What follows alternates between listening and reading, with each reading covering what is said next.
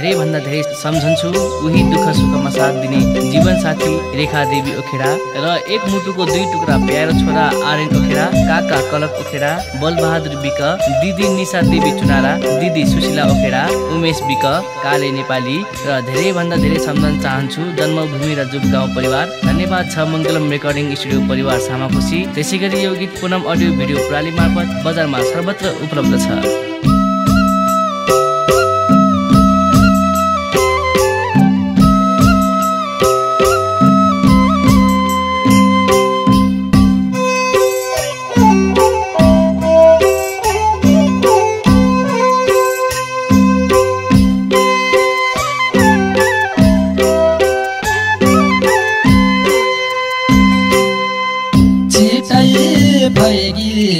आउला सुवा दैवमुखी यसो क्यारी जनमले डरका छै भनी